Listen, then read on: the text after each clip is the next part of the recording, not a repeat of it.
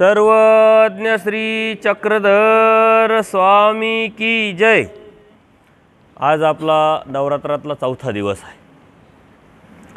या चौथ्या दिवसाच्या सुरुवातीला आपण स्मरण केलं 3 ते 5 आणि त्यानंतर आरती देवपूजा केल्यानंतर आज आलेल्या सर्वांनी संकल्प सोडले।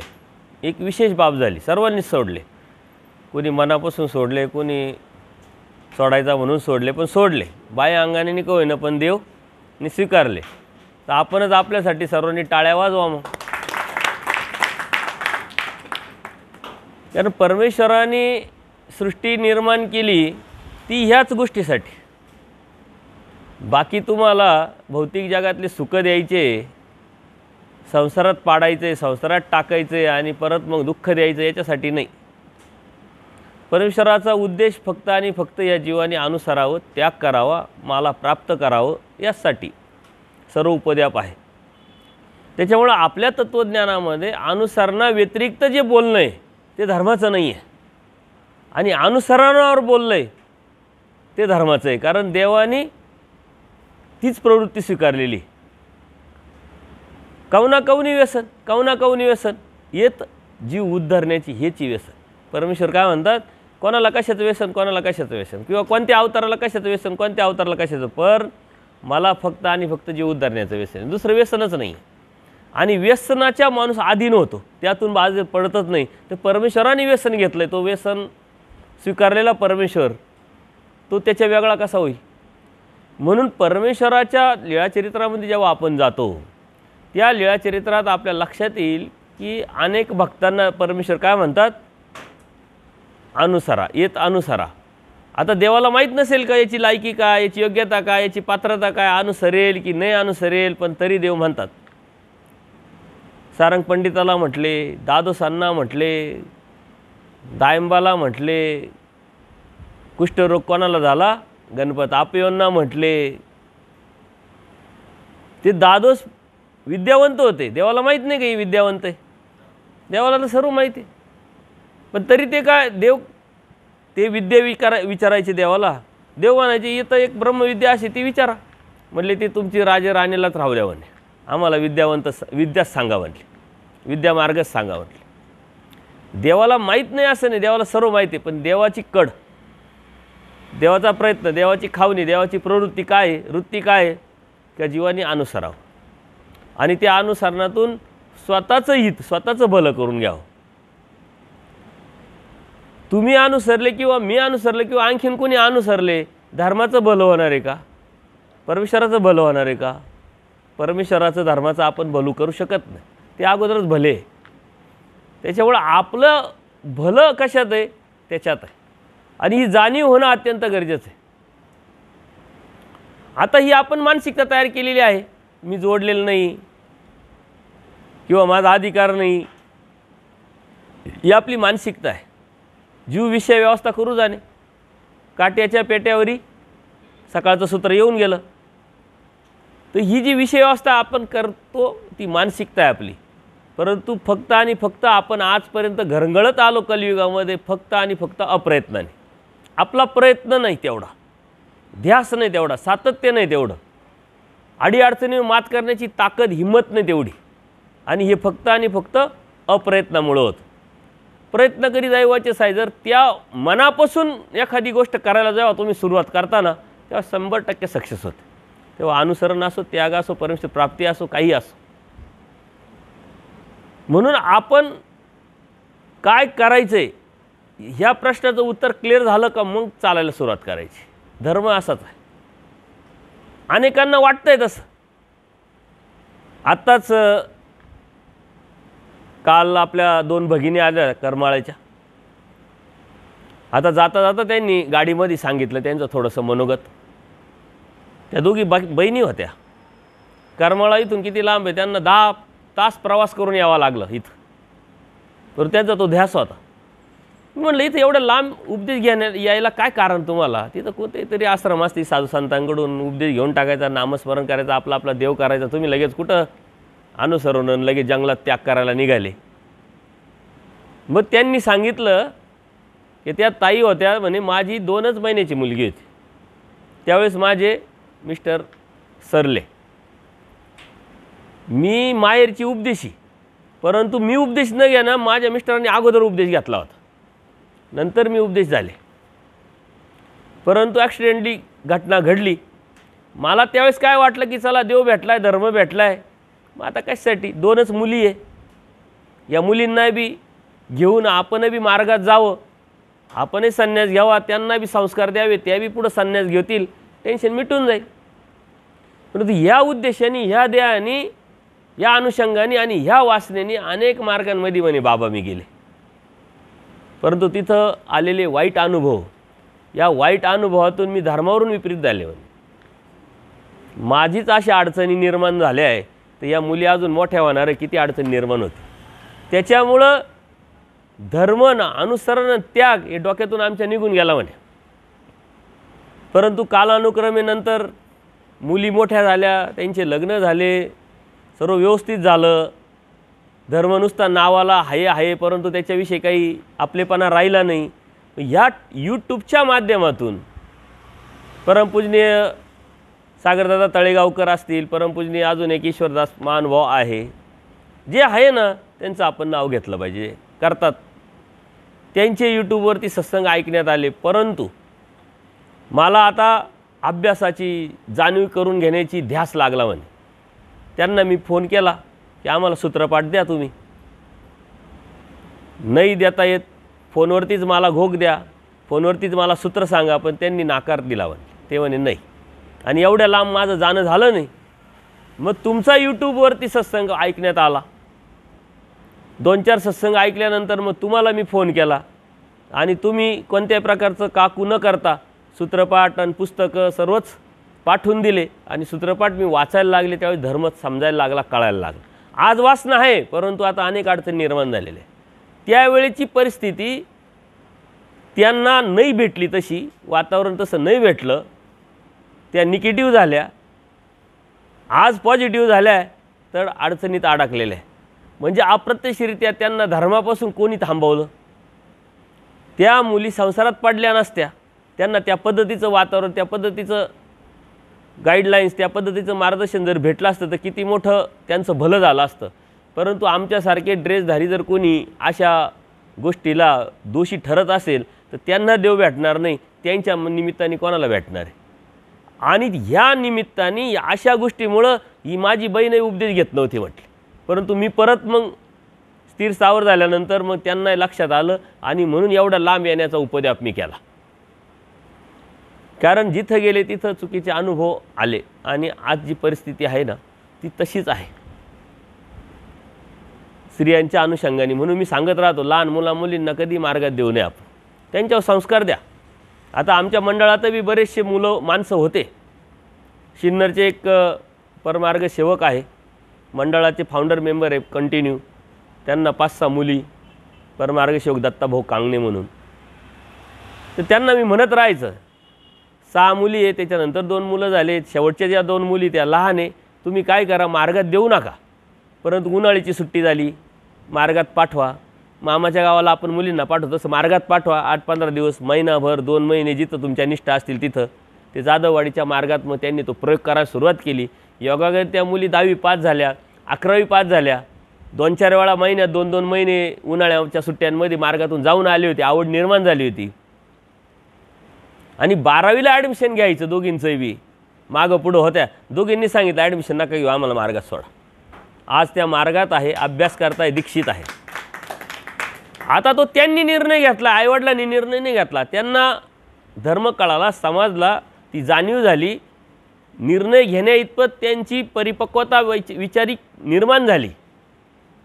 कायद्याने तर 18 वर्ष सांगितलेलं आहे परिपक्वता. लग्नाचं वय 18, मुलाचं वय 21 कायद्याने दिलं आहे. आणि त्याच अनुषंगाने त्याला काहीतरी शास्त्रीय कारण पण आहे. बुद्धी परिपक्व निर्माण होऊन निर्णय जर त्या स्वतः व्यक्तीनं घेतला तर तो कधी चांगला असतो. लहानपणी पाठवून नंतर प्रॉब्लेम निर्माण झाले. आता पाटील साहेबांचा तर तो अनुभव त्यांनी सांगितला. ते अनेक गोष्टी आहे. नंतरच्या काळात आलेल्या परंपरा, योग्य अयोग्य, त्याला ते योग्य मार्गदर्शन, त्याला योग्य वातावरण, ते पोषक वातावरण जर भेटलं तर तो नक्कीच धर्माला टिकेल, धर्माला राहील. परंतु ज्या उद्देशाने आपण गेलो तिथं जर जाऊन आपलं चणं होत नसेल तर किती मोठं नुकसान आहे, हे नुकसान भरून निघणारं नाही आहे. म्हणून प्रत्येक गोष्ट पावलं टाकताना विचार करून टाकायचा असतो. तुम्ही 2-3 दिवस हे ऐकलं सत्र, तुम्हाला लक्षात आलं संकल्प सोडणं म्हणजे काही खूप मोठा विषय नाही आहे.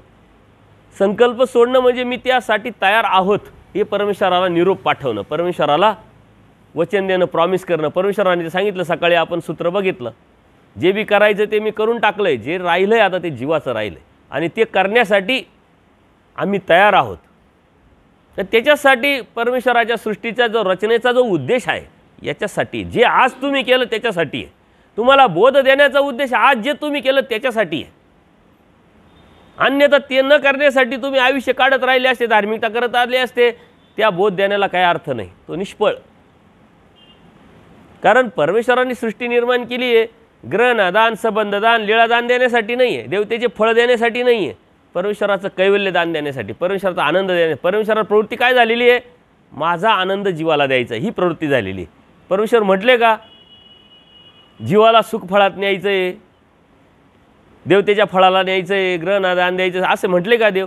हे देवानी दया माया कृपा करुणेने ओसंबून वावत असलेले देव, त्या देवानी नंतर ह्या जीवासाठी ही ॲडजस्टमेंट केली, तडजोड केलेली आपल्यासाठी. आपल्यासाठी देव काय करत. आणि म्हणून आपण धर्म आणि धार्मिकता का आणि कशासाठी समजून घेऊन त्या उद्देशाने जर चाललो आपण तर त्या विशिष्ट ध्येयापर्यंत, विशिष्ट जागेपर्यंत आपण पोचू. अन्यथा उजेडात चालणं आणि अंधारात चालणं जसं आहे तसंच आपण चाचपडत चालतोय. का आणि कशासाठी त्याचं उद्देश ध्येय कळालं नाही तर.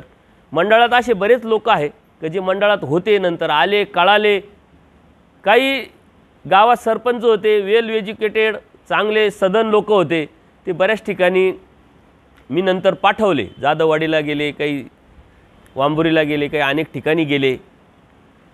काही लोकांचं असं दुःख आहे की 56च्या आत आम्हाला कळालंच नाही का अनुसरावं लागतं, त्या करावं लागतो तेव्हा देव भेटतो. देव मिळवण्यासाठी देवानी बोध दिलाय, आपण धर्मात आलोय, सृष्टी त्याच्यासाठी रचना केली, माहीतच नाही. नंतरच्या काळात माहीत झालं म्हणून ते अनुसरले हिंमत धरून. त्यांना आजही ते दुःख आहे. म्हणून आपण सांगायचं काम करतोय, आपण दाखवायचं काम करतोय. देणारा परमेश्वर आहे, घेणारा तो जीव आहे. त्या जीवाची ती योग्यता, पात्रता तो परमेश्वर ओळखून त्या जीवाला काय द्यायचं तो ठरवणार आहे. परंतु आपण आपली ड्युटी केली पाहिजे. जिथं जाल तिथं, ज्याच्या संपर्कात जाल, ज्याचं जो संपर्कात तुमच्या येईल, तो संपर्कात तुमच्या आलेला नाही आहे, त्याला आणल्या गेलेलं आहे. लक्षात घ्या, ही कर्तव्य ड्युटी म्हणून आपण त्याकडे पाहिलं पाहिजे. तुमच्या संपर्कात जी बी व्यक्ती आली ना त्याला हेतू पुरस्कार आणल्या गेलेला आहे. म्हणून मी पहिल्यापासून हे समजत आलो की माझ्या संपर्कात कोणी आला किंवा माझ्या ऑफिसला कोणी आला, माझ्याकडे व्यक्ती कोणी आला तर हा देवानी पाठवला आहे. आणि देवानी पाठवला आहे म्हणून त्याच्याविषयी वेगळं प्रेम आपलं पाहिजे. या स्त्रिया असतात बघा, आपल्या भगिनी, माहेरचं जर कोणी आलं तर त्यांना असं वाटतं काय करून काय नाही, आणि ते कधीतरी येतात. त्यांच्याविषयी एक विशेष प्रेम, वेगळं प्रेम असतं. तो माहेरचा कोणी का असे ना, गावातला एक व्यक्ती असला माहेरच्या तरी त्यांना एक वेगळं प्रेम असतं. आपणही बाहेर गावी कुठं व्यवसायानिमित्ताने, नोकरीच्या निमित्ताने गेलो, आपल्या गावातला माणूस भेटला तर आपल्याला त्याच्याविषयी वेगळं प्रेम असतं. तसं परमेश्वराकडून आलेली व्यक्ती, त्याच्याविषयी आपल्या मनात किती प्रेम असायला पाहिजे. आणि देवाने तर सांगितलं परमप्रीतिके पण विशिष्ट बुद्धी नका करू. ते आपल्यापणाने जेव्हा आपण काही सांगतो तेव्हा परमेश्वरसुद्धा कार्य करतात. धर्म हा बुद्धिवादी आहे आणि प्रत्येकाला बुद्धी आहे. प्रत्येकजण आपापल्या पद्धतीने विचार करून जीवन जगत असतो. हे जीवन जगत असताना त्याला जे अपेक्षित आहे त्याला भेटत नाही म्हणून तो त्यावर जात नाही. आणि धर्म प्रत्येक जीवाला अपेक्षित आहे. प्रत्येक जीवाला. असा जगातला कोणी माणूस नाही आहे की ज्याला तुम्ही धर्म सांगायला सुरुवात केली, समजावायला सुरुवात केली आणि तो नाही म्हणतोय. एखादा भेटल तुम्हाला. माझ्या पुऱ्या 20-25 वर्षाच्या कार्यकाळामध्ये 1-2 लोक फक्त मला आठवतात की ज्यांनी गीता न घेता माझ्याकडून गेले. कारण मी काय करायचं, कोणी आलं थोडंसं जुजबी बोललं त्याच्यासमोर गीता ठेवायची. त्याला वाटायचं अरे भगवद्गीता नाव ऐकलं होतं फक्त, मला आज गीता भेटती, चांगली गोष्ट आहे. मग त्याला त्या गीतेचं महत्त्व सांगितलं का मग मी हळूच त्याला सांगायचं तुम्ही नॉनव्हेज खाता का. ते खातो. मग नॉनव्हेज का खायचं नाही, ते आपलं अन्न का नाही आहे हे सांगायचं. आणि त्याला परत लगेच चॅलेंज करायचं का तू नॉनव्हेज सोडत असेल तर तुला गीता घेऊन जाता येईल, अन्यथा तुला गीता नेता येणार नाही. समोर गीता आहे आणि तुच्छ नॉनव्हेज सोडायचं आहे त्याच्यासाठी. त्याची निर्णय क्षमता पक्की असेल, सात्विक असेल तर तो सोडलं म्हणतो गीता घेऊन जातो. फक्त 2 माणसं असे मला भेटले का नाही मी मला आजच लगेच शब्द देता येणार नाही, ती गीता मी परत घेऊन टाकलेली आहे. असे काही राहतात करंटे. परंतु देवाने सांगितलं विरळा नांदे, मी तिथं विरळा आहे असं समजलो. विरळ आहे का ज्याला देव नको आहे, धर्म नको आहे. फक्त ज्या पद्धतीनं त्यांनी घ्यायला पाहिजे आणि त्या ध्येयापर्यंत पोचायला पाहिजे, हा त्याची कड आहे, त्याचा प्रयत्न आहे. पण परमेश्वराची कड काय आहे? ह्या सृष्टीमध्ये अनंत जीव आहे. अनंत जीवाला ज्ञानपाळी फिरली पाहिजे, प्रत्येकाला बोध दिला पाहिजे, प्रत्येकाला संधी दिलीच पाहिजे. आणि परमेश्वर प्रत्येकाला ती संधी देतातच. आणि परमेश्वर तुमच्या आमच्या माध्यमातूनच कार्य करतात. परमेश्वराचं आजही अखंडित कार्य चालू आहे. एक क्षण नाही आपण तरी झोपतो, देव काय झोपलेले असतात का? इथं भावक्रिया आपली. देव झोपले, देव उठले. देव कधी झोपत नसतं. आपण 6ला उठतो आणि देवाला सांगतो उठा उठा ओ परमेश्वरा. ती आरती म्हणतात बऱ्याच ठिकाणी. आणि देव 3लाच उठेल राहते. किंबहुना देव झोपेलच नाही राहत, कारण देवाला झोप येणं शक्य नाही. अनंत जीवांचं उद्धरण त्यांना करायचं आहे आणि नरकात गेलेल्या जीवाचं दुःख देवाला पाहत नाही आहे. सृष्टीचा महासारची प्रवृत्ती परमेश्वराला कधी होती? अनेक कारणापैकी एक कारण आहे. ते मला इतकं भावलं. ते कारण म्हणजे नित्य नरकात गेलेल्या जीवाचं दुःख परमेश्वराला पावत नाही आणि ते थांबवावं म्हणून परमेश्वराला प्रवृत्ती तयार होती. नित्य नरक कशामुळे भेटतंय का? परमेश्वराच्या हननात. ज्या परमेश्वराच्या हननात ज्या जीवाला नित्य नरक भेटलं त्याच जीवाचं दुःख परमेश्वराला पावत नाही आणि सृष्टी महासाराची प्रवृत्ती तयार होते. म्हणजे त्या परमेश्वराचं परमेश्वरत्व यातून आपल्याला समजलं पाहिजे, कळालं पाहिजे, स्पर्श झाला पाहिजे. परमेश्वराने बोध तर दिला आहे, धर्म तर आपल्यापर्यंत पोहोचवला आहे. तो पोहोचवल्यानंतर परमेश्वराची कड केली. आता आपली कड करायला आपल्याला त्यावरती चालायला कशाचा विचार करावा लागेल? आपण विचार करतो, परंतु ज्ञानयुक्त विचार केला पाहिजे. अभ्यासाशिवाय पर्याय नाही, ज्ञानाशिवाय पर्याय नाही, हे माहिती आहे. मग ते अभ्यास भेटेल कुठं? ज्ञान भेटेल कुठं? श्रीमद भगवद्गीता लगेच पहिलं नाव आपल्याकडे येतं. पण श्रीमद भगवद्गीता उचलल्यानंतर, हातात घेतल्यानंतर, सुरुवात केल्यानंतरच आपल्या लक्षात येतं का आपल्या डोक्याबाहेरचं काम आहे. कारण संस्कृत भाषा आपल्याला शाळेला कॉलेजला संस्कृत भाषाच नव्हती. काही विद्यार्थ्यांना 50% मराठी आणि 50% संस्कृत होती. आम्हाला ती नव्हतीच. म्हणजे और पण नव्हती, ती भाषाच या युगाची नसल्यामुळं अभ्यासक्रमामध्ये नाही आहे. आता संस्कृत वाचल्यानंतर काय कळणार आहे? बरं समजून घेऊन जाणून घेऊन जरी करायचं ठरलं तर कालच्या सत्रामध्ये आपण बघितलं पूजनीय माईम भट्टांना देवानी तर श्रीकृष्ण महाराजच सांगितले होते. म्हणजे अप्रत्यक्षरित्या गीताच सांगितली होती, गीताच दिली होती ना हातात की हे बघा परमेश्वर. परंतु पूजनीय माईम भट्ट तर संस्कृत पंडित असताना ते म्हटले ते युग नाही, ते अवतार नाही. ज्या अर्थी ते युग नाही, ते अवतार नाही, त्या अर्थी भगवद्गीता या युगाची परिपन्न नाही, असं होतं की नाही? आणि म्हणून पूजनीय माईम भट्टांच्या निमित्ताने देवाने आपल्याला जे पोचवलंय ना ते समजून घेणं अत्यंत गरजेचं आहे. दुसरा अवतार, तिसरा अवतार, चौथा अवतार आणि 5व्या अवतारापर्यंत आलेले आणि देव म्हणतात चालता बोलता देव दुर्लभ, उभय दृश्य अवतार तो दुर्लभ, जीव उद्धरणे व्यसन ते दुर्लभ आणि ते आपल्याला भेटलंय. हे आपलं परम भाग्य, अयोभाग्य आहे. आपल्याला उभय दृश्य अवतार भेटलाय, जीव उद्धरण्याचं व्यसन भेटलंय, चालता बोलता म्हणजे करून दाखवणारा आणि बोलणारा आहे बी तत्वज्ञान. प्रत्येक ठिकाणी प्रसंग अनुरूप तत्वज्ञान सांगन, नाही प्रसंग उभा करून तत्व सांग.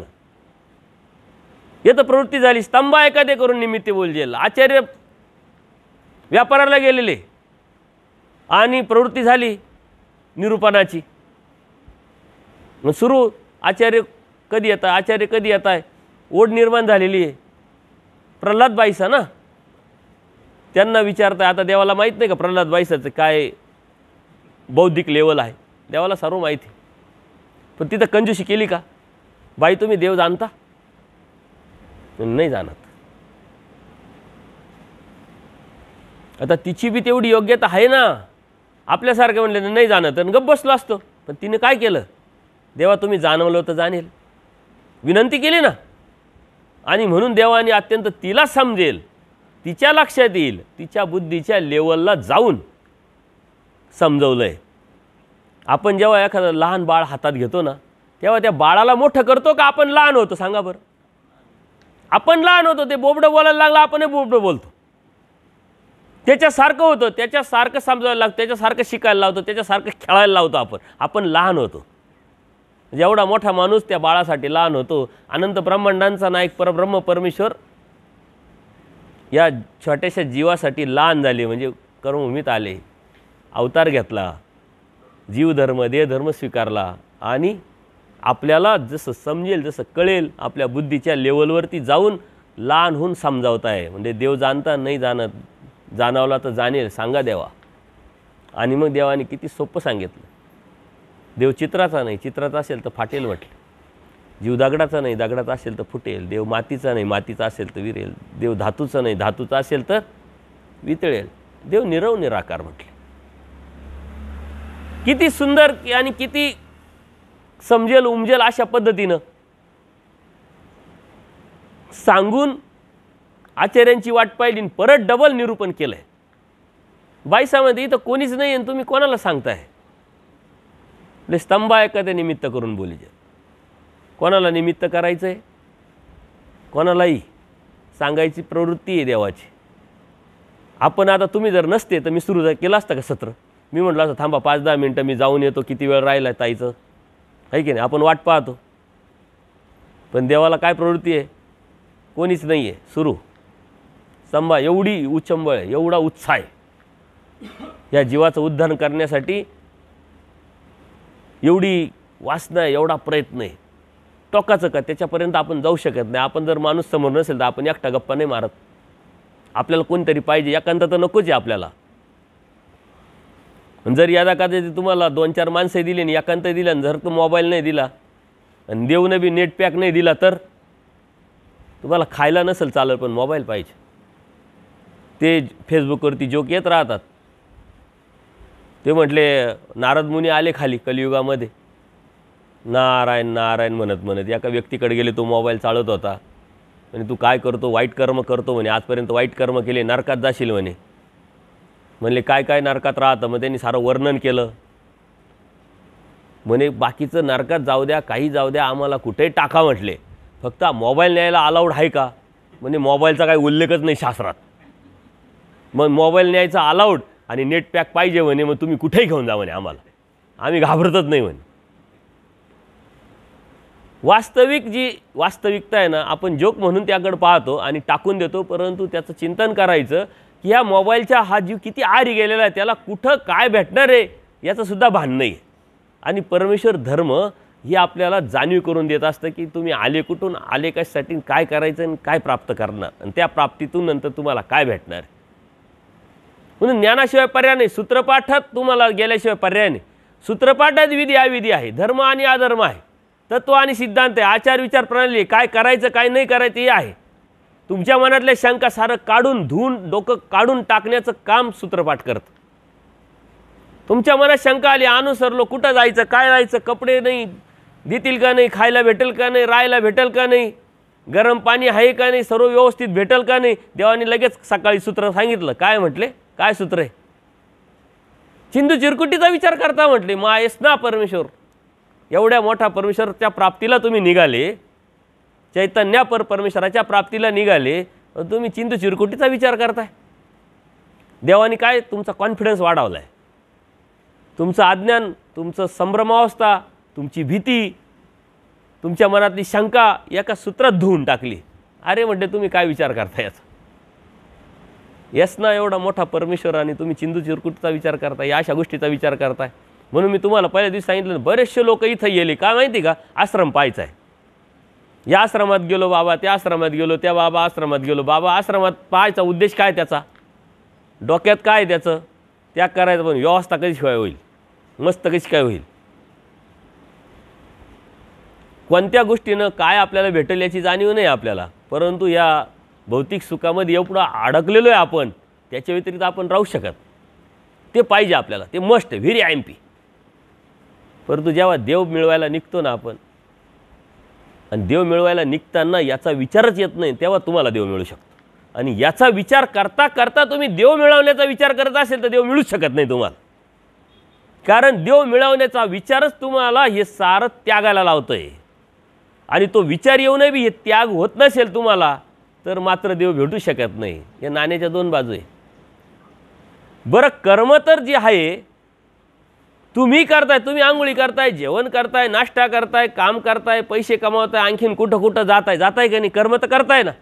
आणि आम्ही साधू झालो, कपडे घातले, आम्ही काही खात नाही, आम्ही काही पित नाही, आम्ही काही कपडे घालत नाही, आम्ही काही मोबाईल वापरत नाही, आम्ही काही गाड्या वापरत नाही. आम्ही बी करतोय ना कर्म, तुम्ही करतोय. परंतु आसक्ती आणि ना आसक्ती कशाच्या उद्देशाने, कशाच्या ध्यानी आणि कशा पद्धतीनं करतोय हे अत्यंत महत्त्वाचं आहे. आम्ही का करतोय हे आमच्याकडे क्लिअरिफिकेशन आहे. तुम्ही का करताय तुमच्याकडे क्लिअरिफिकेशन आहे. म्हणजे धर्म माणसाला क्लिअर करत राहतो, क्लिअरिफिकेशन करत राहतो. पण आपल्याला काय करायचं, याच्यापेक्षा काय करायचं नाही हे समजून घेणं अत्यंत गरजेचं आहे. त्यालाच आपल्या धर्मामध्ये विधी आणि अविधी आपण म्हणत राहतो. ना अविधीचं तर सर्वात मोठं भीती आहे आपल्याला. अविधी घडेल. त्याच्यामुळे आपण काहीच करत नाही, रिस्कच घेत नाही. एखाद्या मुलाला भीती असते बघा, नाही 10वीला पप्पा मी पासच होणार नाही. अरे पास होणार नाही अशी भीती, मग परीक्षा द्यायची नाही का? सकाळचं एक सूत्र येऊन गेलं बघा, तुम्हाला ते मी डबल हायलाईट केलं. जे धान्य जमवायचं जे पेव असतं त्याला पेव म्हणतात.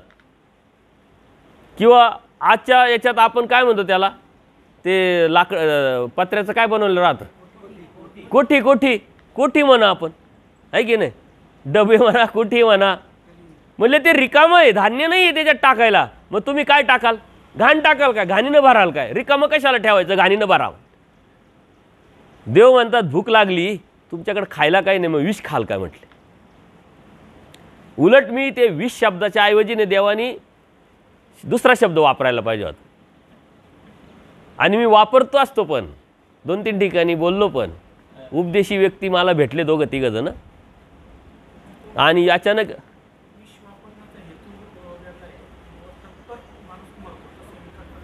हा ते ठीक आहे. एक वेळेस विष खाईल माणूस, पण घाण खाईल का हा विचार करा. माणसाच्या मनामध्ये कशाने विकल्प येईल हे शब्द देव म्हणजे हा शब्द देवानी का वापरला नाही याचा अर्थ देव तुमची सुद्धा मान मर्यादा ठेवतात, जीवाची सुद्धा मान मर्यादा ठेवतात. का तर प्रेम करतात म्हणून. एक 2-3 व्यक्ती मला भेटल्या, ते नाही तर भगूर गाव आहे तिकडून येत होत्या. आता माझ्या देहाच्या नात्यातले असल्यामुळं आपलं कोणी नातेवाईक तर भगूरमध्ये राहत नाही. भगूरला का गेले ही उत्सुकता मला निर्माण झाली. आणि उपदेशी माझ्या डोक्यात पालचूक चुकली.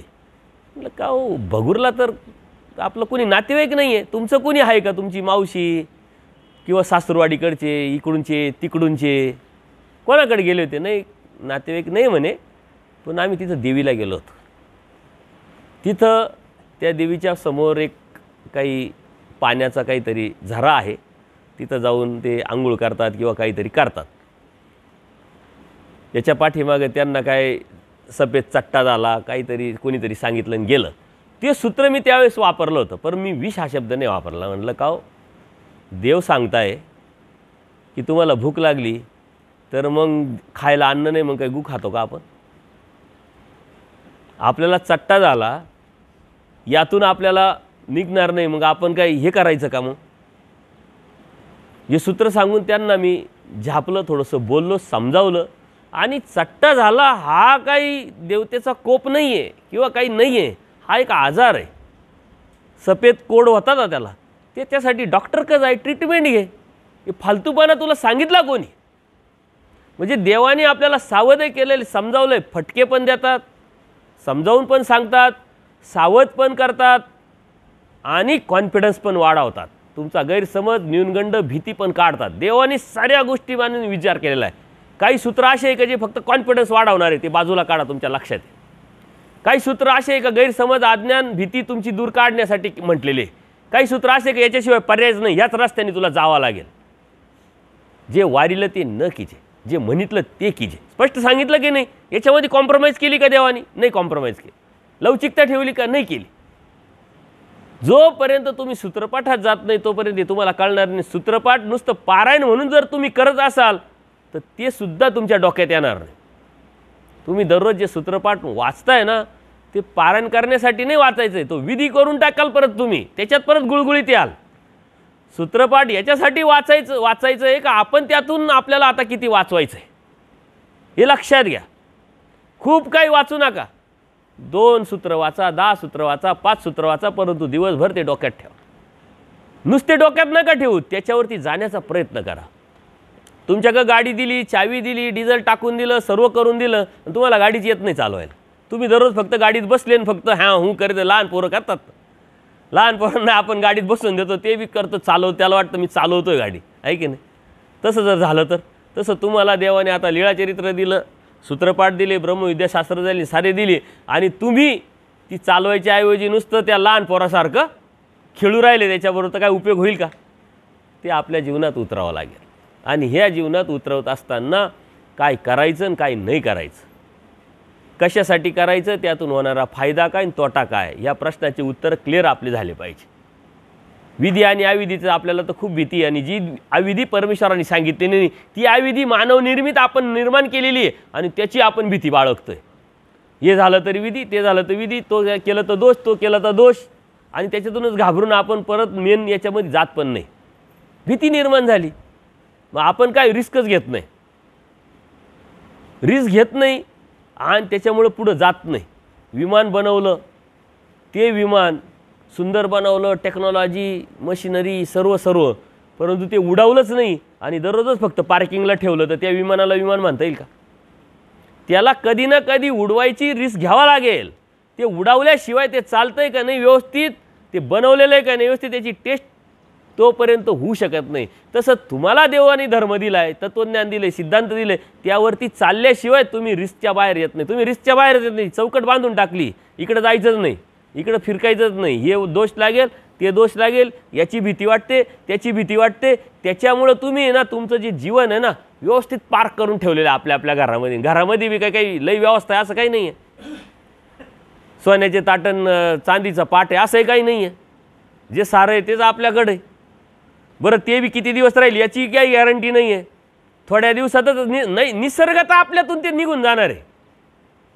तुम्ही आज घरी जाऊन प्रयोग करा की आता पोरं मोठे झाले, बनवताय, शिकवताय, किंवा ते काम करताय, नोकरी करताय, पैसे मिळवताय. आता एकच डिक्लेअर करा, घरी गेल्यानंतर लई काम केलं बाबा, आता तुम्ही कमवायला लागले, आता आम्ही काम करणार नाही आजपासून. तरी पहिला प्रश्न पोरांचा येईल का, मग राहता कशाला इथं. किंवा तुमच्या नावावर असलेली इस्टेट विकायला काढा, तरी पहिला पोरगा किंवा मिसेस लगेच आडवी येईल. हे तुम्ही तुमच्यासाठी नाही घेतलेलं आहे, हे पिढीसाठी घेतलेलं आहे, त्यांच्यासाठी घेतलेलं आहे. तुमचा अधिकार नाही राहिला. आणि कायद्याने वारसदाराचा अधिकार होत असतो. म्हणजे कायद्याने आता तुमच्या हातात काहीच राहिलेलं नाही आहे. शास्त्रही तेच सांगतंय, परंतु आपण समजून घ्यायला मात्र तयार नाही आहे.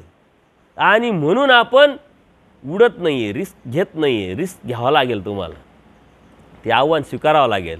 तेव्हा धर्म भेटेल की नाही, आपलं हित होईल की नाही, आपलं भलं होईल की नाही, हे आपल्या लक्षात येईल. तत्त्वज्ञान आपण जे मांडतो ना ते अचूकपणे आपल्याला मांडता आलं पाहिजे. आता आपल्याला काय करायचं त्याच्यापेक्षा पहिले आपण समजून घ्या काय करायचं नाही आपल्याला. हे एकदा कळालं, आपल्या शरीरातली कमतरता आपल्याला कळाली का, त्यावरतीच आपण ज्या गोळ्या औषधं व्हिटॅमिन घेतो ना त्यातून आपलं शरीर तंदुरुस्त होतं. पहिली आपली कमतरता भरून काढतो ना आपण डॉक्टर गेल्यानंतर बाबा डॉक्टर आम्हाला थकवा येतो, घाम येतो, असं होतं तसं होतं. तो काय म्हणतो, चेक करा ब्लड, त्याच्यात हिमोग्लोबिन कमी आहे, B12 कमी, D3 कमी, हे व्हिटॅमिन कमी, ते प्रोटीन कमी, काय कमी आहे पाहू आपण.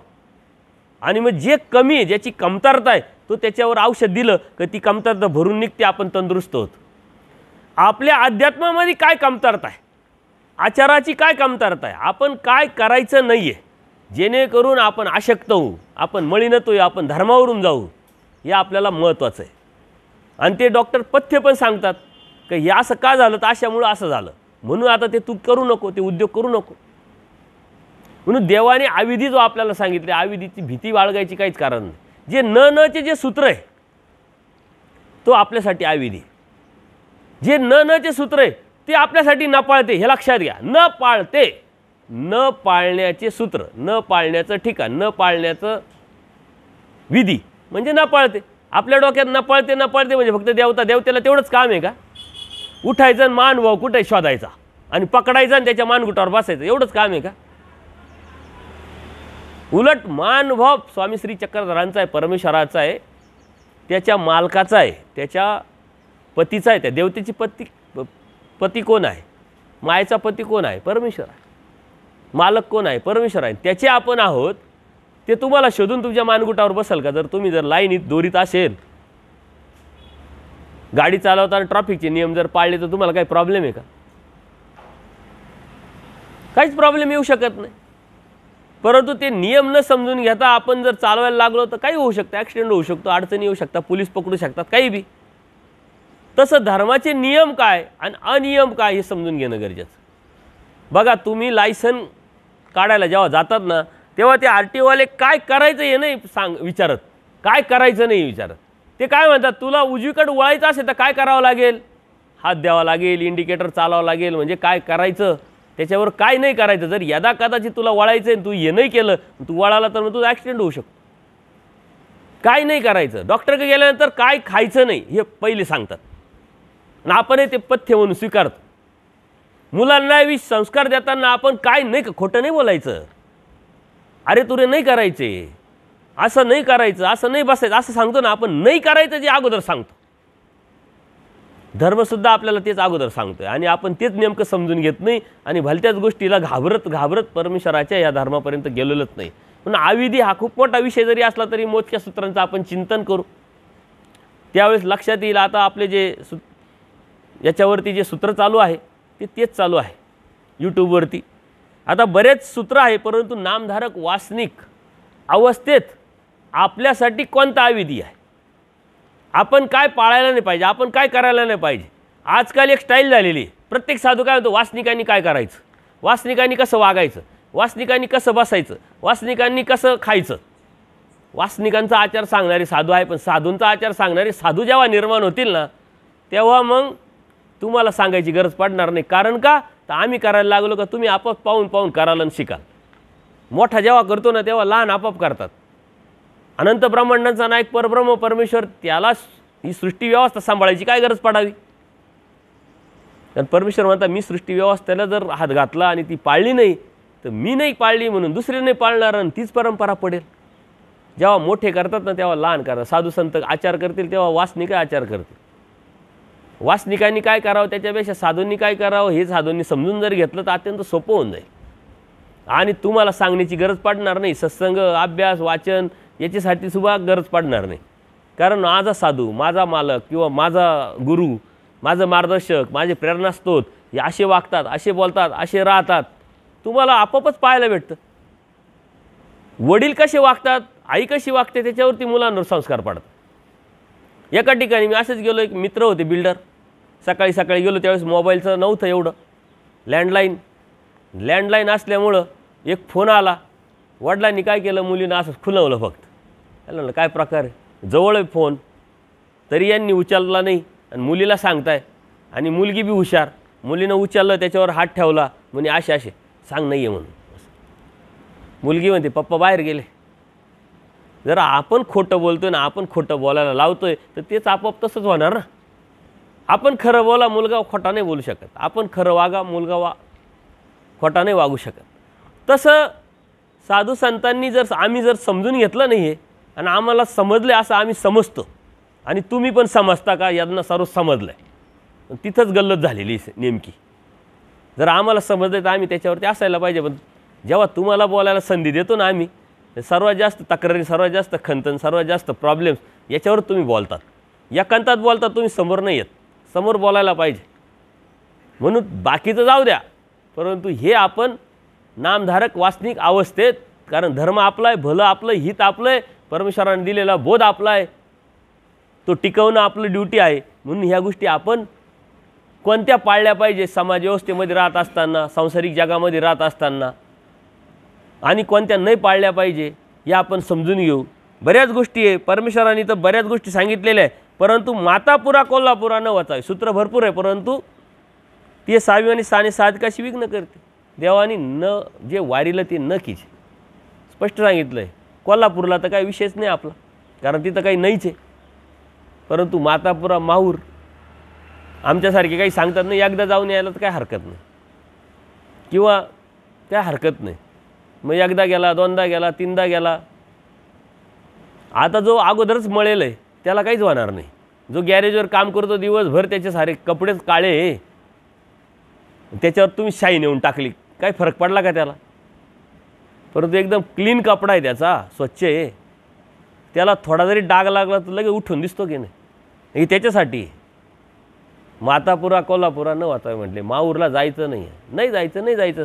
भरपूर स्थानं आहे, करा स्थानं. बरं, त्याच्यासाठी पूर्वजांनी व्यवस्थापन केलेली 12 खांडी. त्या 12 खांडीचं असं नियोजन आहे का साऱ्या 4 खांडी जर केल्या तर ते माहूरला पूर्ण प्रदक्षिणा होते आणि माहूरचं स्थान करता येतं. बरं, माहूरचे विशेष भरपूर आहे, विशेष तळ्यातलेच विशेष भरपूर आहे आपल्याकडं. आता तिथे गेल्यानंतर तेच भेटणार आणि इथे बी आपल्याला तेच भेटतं, तर तिथं जायचा हट्ट का करायचा? म्हणून वासनिक जसे तुम्हाला वाटतं नामधारक वासनिकाला काय होतं, साधूंसाठी सांगितलं असं नाही. आचार हा देवानी सर्वांसाठी सांगितला आहे. ज्याला मुक्तीची चाड आहे, ज्याला परमेश्वर हवा आहे, ज्याला जन्मवृत्तीच्या फेऱ्यातून निघायचं आहे, ज्याला ज्याला जे वाटतंय त्याला त्याच्यासाठी सर्वांसाठी आहे. तुम्ही वर्गीकरण केलेलं आहे, हे याच्यासाठी आमच्यासाठी नाही, हे त्याच्यासाठी असं नाही. हे वर्गीकरण मानवनिर्मित आहे. परमेश्वरांनी काय वैराग्याचे आचार वेगळा सांगितला आहे का? आपण म्हणतो वैरागी बाबा आहे, वैरागी बाबा म्हणजे वैरागी बाबा म्हणजे काय, याला काही चालत नाही, याचा आचार वेगळा सांगितला आहे का? नाही. देवानी तर आचार प्रणाली ते सर्वांना सांगितली. ती विरक्ती परमेश्वरांनी सांगितलेली साधकामध्ये निर्माण करावी, त्यांनी साधकामध्ये निर्माण व्हावी. आता त्यांनी त्या पद्धतीनं कसं राहावं, कसं वागावं, कशा पद्धतीनं. मला पूर्वी आता एवढं हे नव्हतं ना, तर मी साधू संतांना विचारायचं होते आश्रय नाही, ते वैरागी. मला काय वाटतं, देवाने असं सांगितलं आहे 2 वर्ग. आणि मी जेव्हा अभ्यासाला लागलो तर म्हणलं याच्यात तर असं काही वेगळं वर्गीकरण केलेलं नाही आहे. जेव्हा मी प्रश्न विचारायला लागलो मग त्यांच्या लक्षात यायला लागलं. म्हणजे जोपर्यंत तुम्हाला कळत नाही, तुम्हाला समजत नाही आणि तुम्ही विचारत नाही, तोपर्यंत तुमचे कान पण, डोळे पण, डोके पण उघडणारच नाही. डोके जोपर्यंत उघडत नाही तोपर्यंत तुम्हाला मुक्तीला जाता येत. तुम्हाला खरंच वाटतंय ना, आणि खरं वाटतंय म्हणून तुम्ही संकल्प सोडले. म्हणून संकल्प सोडले ना तर तुम्हाला अभ्यास करावा लागेल, समजून घ्यावा लागेल, जाणून घ्यावा लागेल. कोण करतं याच्याशी काही मतलब नाही. नसल करत तर दुर्लक्ष करा, जाऊ द्या. परंतु आपण काल काय बघितलं, सक्सेस स्टोरी बघायची. आपण जे प्राप्तीला गेले ते बघायचं. आचार्य असेल, माईम भट असेल, औसा असेल, बाईसा असतील, अनेक महादाईसा असतील, अनेक भक्त, यांच्याकडे बघायचं आहे. यांच्या जीवनचरित्राकडे जाऊन आपण प्रेरणा घेऊन आपण पुढे जायचं आहे. म्हणून सांगितलं आहे तर नाही सांगायचं, नाही जायचं, नाही जायचं. आणि तो माझा अनुभव आहे म्हणून मी ठोकून सांगतोय. कळत न कळत मला जायचं वेळ आली, मला तर माहिती नव्हतं. तिथे गेल्यावर समजलं की माहूर आहे. मी जेव्हा गेलो तेव्हा माझे सूत्र जेव्हा पाठ होते ना, मी आल्यानंतर आता सत्संग यायला लागलो, सूत्र माझ्या आठवणीत यायला लागलं. यायचेच नाही आठवणीत. असं का होतंय, असं का होतंय, ती जाणीव झाली. मग मी प्रायचित्त घेऊन परमेश्वराकडं, माझ्याकडून कळत न कळत चुकी झाली, मला माहीत नव्हतं. आणि मग मी परत त्या लाईनवर आलो. काही म्हणता आम्ही तर तिला स्मरणाला जातोय. स्मरणाला तीच जायची गरज काय? देवाने वारलंय, जे वारलंय ते न की जे करायचं नाही तोच अविधी आप, तेच न पाळतंय आप. हे पाळतं आणि न पाळतंय. मातापुराला माहूरला नाही जायचं हे आपल्यासाठी न पाळतंय. नाही पाळत, न पाळण्याची रीत, न पाळण्याचा विधी म्हणजेच अविधी आणि म्हणजेच न पाळतं. आपण न पाळतं देवतेच्या अनुषंगाने म्हणतोय. तिथं एकदम निर्णय एकदम थोडे 3-4 पॉईंट देवांनी सांगितलेले, ते पूर्वजांनी पक्षकारांनी सांगून ठेवलेले. परमेश्वरांनी त्या श्रीमुखीचं हा विषयच नाही आहे. उलट देवाने सांगितलं आहे दुसऱ्याचा देव झाला काय मग दगडाने हाणून पाडावं काय म्हटलं, आदर करायला लावलेला आहे.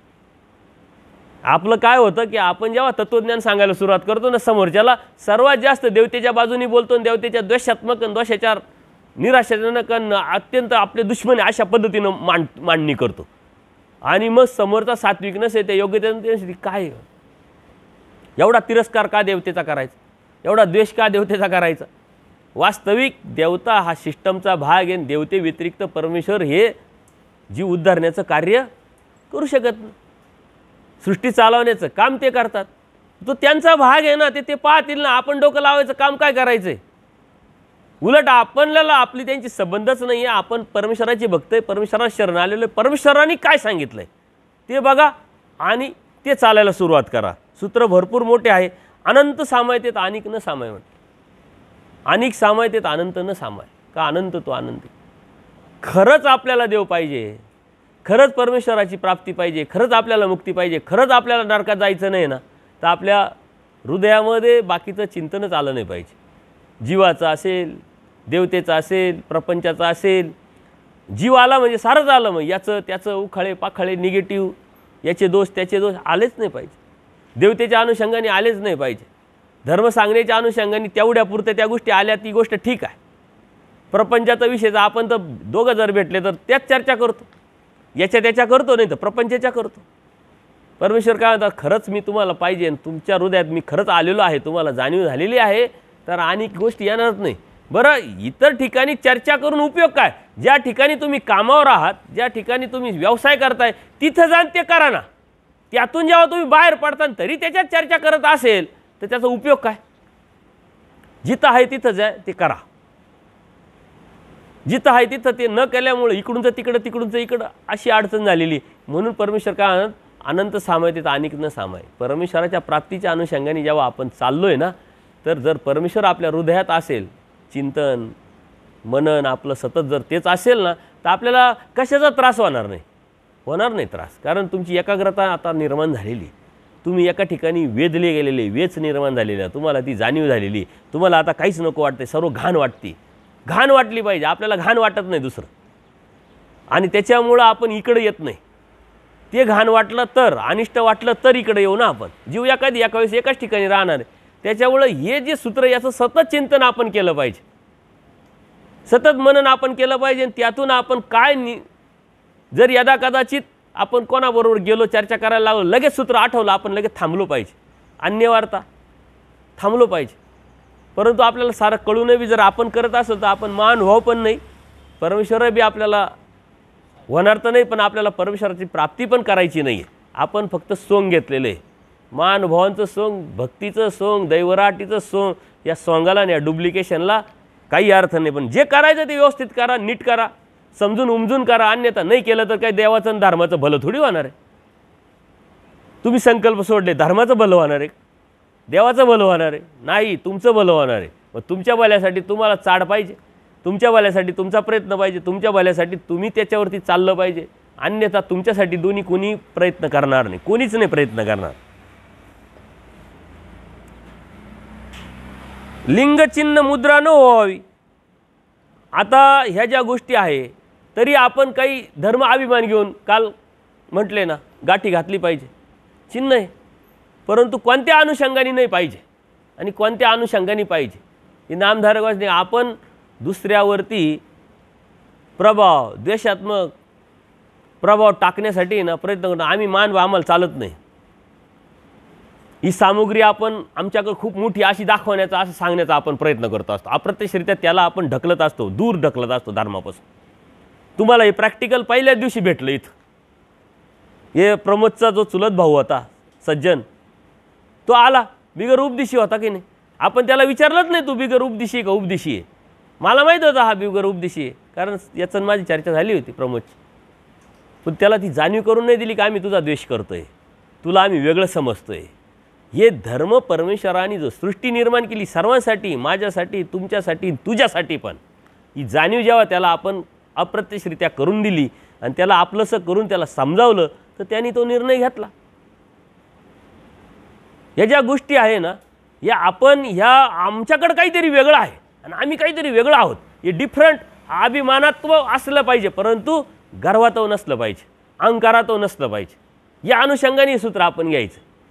आम्ही तर ते का वापरतो, तर आमच्या प्रभाव पडावा आणि काहीतरी भेटावं या उद्देशाने देवाने सांगितलेलं आहे. ते असलं नाहीच पाहिजे.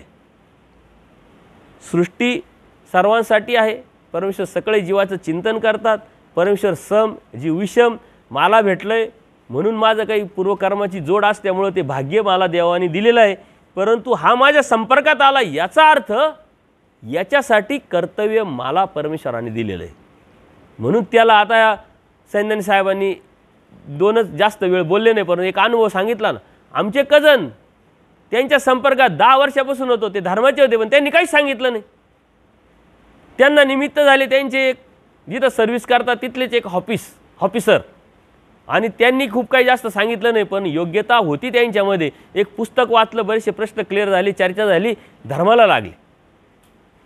हे सर्वात जास्त नामधारक वासनिकांची ड्युटी, कारण सर्वात जास्त समाजामध्ये तुम्ही फिरताय.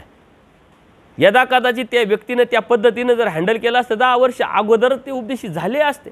आपण दुसऱ्याला अयोग्य समजणं ही आपली अयोग्यता आहे, लक्षात घ्या. भक्ताची थोरी देवच जाणे. त्या परमेश्वराला माहिती कोण योग्य, कोण अयोग्य, कोण कसा आहे, कोण काय आहे. आपण दुसऱ्याला अयोग्य न समजता योग्य समजलं पाहिजे आणि त्या योग्यतेने त्याला तशा पद्धतीने हँडल करता आलं पाहिजे.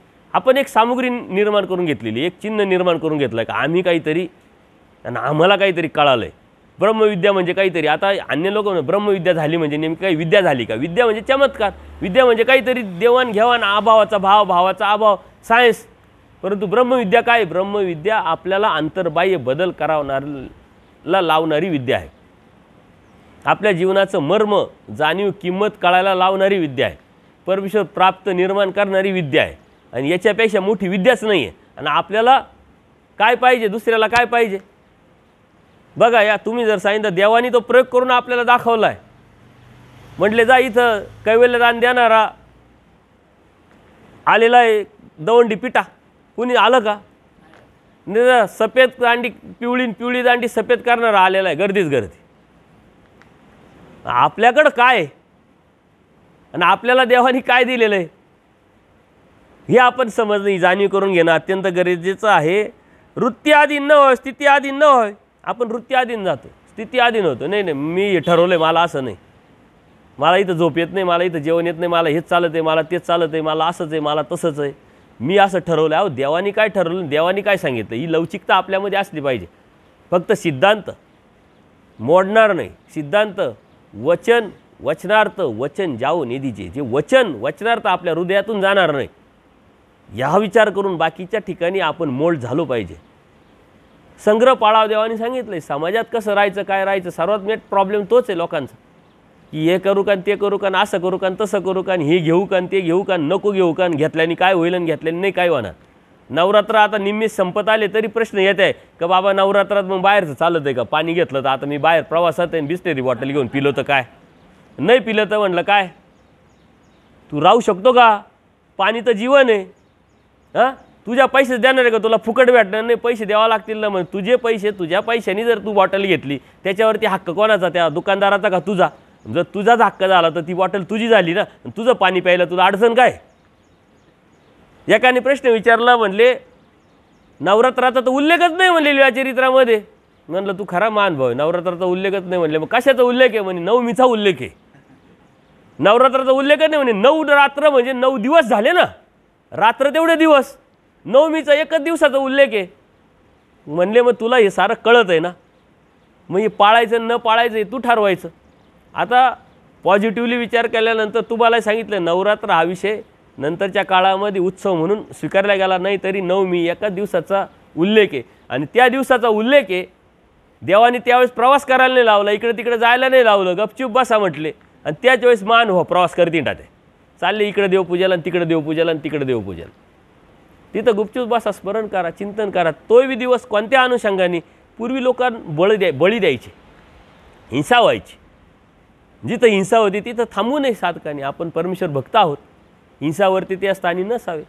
म्हणून आपण गावाच्या बाहेर जायचं. आता पावलोपावली हिंसा आहे, तुम्ही जाणार कुठं? गावाच्या बाहेर जरी गेलं तरी तिथे ती गोष्ट आहेच. पाळता येत असेल तर पाळा, पण एक दिवस. आणि आजही काही गावांमध्ये त्या परंपरा चाललेल्या आहे. पण 9 दिवस हे घ्यायचं नाही, ते घ्यायचं नाही. पाणी नळातलं बाहेरूनच येतं, दूध बाहेरूनच येतं. ज्यांच्याकडे फ्रीज आहे ते भाजीपाला आणून ठेवतील, जे गरीब लोक आहे ज्यांच्याकडे फ्रीज नाही ते काय करतील? या साऱ्या ज्या गोष्टी आहे ना, आपण काय स्वीकारायचं नेमकं महानुभावांनाच कळून नाही राहिलं. काय घ्यायचं काय नाही घ्यायचं, काय पाळायचं काय नाही पाळायचं हेच महानुभावांना कळून नाही राहिलं. फक्त एकाने सांगितलं पुढं ढकललं, तो विचारच करत नाही, तो दुसऱ्याला सांगतो. एकाने तर व्हिडिओ काढला, 9 दिवस तुम्हाला बाहेरून काही आणता येणार नाही, साऱ्या देवता स्वैरा वैरा पळा त्या म्हणे, त्या कधी धरतील तुम्हाला सांगता येत नाही. भय निर्माण करायचं. म्हणजे त्या देवतेला देवानी ड्युटीज दिलेली, कुठं कुठं महानुभाव पळतोय पाय त्याला धरा आणि आणा खेचून. संभाजीनगरला 100 सापडले, मुंबईला 50 सापडले, नाशिकला 20 सापडले. मग असं रिपोर्टिंग देतील का त्या देवता? त्या देवतेच्या कामावर आहे, आपण आपल्या कामावर राहा. म्हणजे मान व संभ्रमावस्था. त्यांनी संभ्रमावस्था काय आहे? नेमकं धर्म अचूकपणे आपण न समजून घेतल्यामुळं आपली सारी कुत्तरोड झाली. हा म्हणतो हा वेगळा, तो म्हणतो हा वेगळा, तो म्हणतो वेगळा. आणि म्हणून नामधारक वाचनिका सांगतो, अरे हा म्हणतो तो म्हणतो, ह्या विचार करण्यापेक्षा आणि हे ऐकण्यापेक्षा स्वामी श्री चक्रधर काय म्हणतात, आमचे देव काय म्हणतात हे बघा आणि तसं वागा, तसं बोला, तसं राहा. इतकं सोपं आणि सरळ आहे. त्याच्यामुळे ह्या ज्या गोष्टी आहे ह्या आपल्या बुद्धीच्या लेवलवरती चिंतन करून त्या स्वीकारायच्या असतात. आता हे सूत्रातून इतके लोक कन्फ्युजन आहे. मसनीचे लाकूड तेही वरी एका उपयोगात आहे, पण आपण कवनाच्या उपयोगाने न वाचावे. मसनीचं लाकूड सुद्धा उपयोगाला जातं, पण आपण कोणाच्याच उपयोगाला जायला नाही पाहिजे. म्हणजे मानवताहीन माणुसकीहीन धर्म आहे का हे आपण समजून घेतलं पाहिजे. आपल्या त्यांना बोल, हा धर्म माणुसकीहीन आहे का, मानवताहीन आहे का, याच्यामध्ये काहीच माणुसकी नाही आहे का? त्यांना ना पाठीमागे हळूच बस. आपण काय करायचं आणि काय नाही करायचं हे लक्षात येत नाही. हे सूत्र कोणत्या प्रकरणाच्या अनुषंगाने सांगितलेले, कोणत्या उद्देशाने सांगितले, कोणाला सांगितलं, त्याची परिस्थिती काय होती, कोणत्या हेतूने सांगितलं हे समजून घेणं गरजेचं आहे. एकाने मला फोन केला, म्हणजे बाबा माझं काय म्हणे थोडासा टाईम करायसाठी ना मी घरातून थोडं बाहेर निघालो का 4-5 वाजता, असं आमच्या घराच्या पुढं नाका आहे म्हणे. तिथं जाऊन उभं राहिलं का लोक कोणी येतं ॲड्रेस विचारता म्हणे. मग ते ॲड्रेस सांगावं का नाही लोकांना? म्हटलं हा प्रश्न तुला का पडला नाही? देवाने सांगितलं ते मसनीचं लाकूड म्हणे. आणि म्हटलं ॲड्रेस सांगितला तर काय झालं? मग ॲड्रेस सांगितला तो चोर असला आणि काही त्यांनी केलं तर मग ते कर्म आपल्याला लागणार नाही का? एवढा सूक्ष्म विचार करणारा मानभाव आणि देव कसा मिळेल, कशाने मिळेल एवढा सूक्ष्म विचार करतो का तो? तू कुठं गेल्यानंतर तू विचारतो ना ॲड्रेस 50 जणांना, तेव्हा मग त्याने विचार केला तर तुला योग्य ठिकाणी पोचता येईल का? तू तुझं कर्म कर, कारण तुझा उद्देश तो आहे का त्यांनी हे करावं आणि त्यांनी ते करावं. मग काय करावं? नाही इकडं असलं तर इकडं सांगा. कोणाच्याही वाईट प्रवृत्तीला, वाईट हेतूला, वाईट गोष्टीला आपण जामीन राहिलो नाही पाहिजे, साक्षीदार राहिलो नाही पाहिजे, त्याला आधाराला आपण राहिलो नाही पाहिजे. या अनुषंगाने सांगितलंय. मसनीचं लाकूड म्हणजे ते जाळायला उपयोगात पडतं, म्हणजे अनिष्टाला ते जळतं ना, ते दुसऱ्याला जाळतं. परंतु आपण आपल्यामुळं दुसऱ्याला विकार उत्पन्न होईल, आपल्यामुळं त्याला द्वेष निर्माण होईल, विकल्प निर्माण होईल, किंवा आपल्यामुळं त्याच्या मनामध्ये काही चुकीच्या गोष्टी येतील, किंवा आपल्यामुळं कोणत्या तरी वाईट गोष्टीचा आपण साक्षी होऊ, अशा गोष्टीला उपयोगी पडलो नाही पाहिजे आपण. हां हां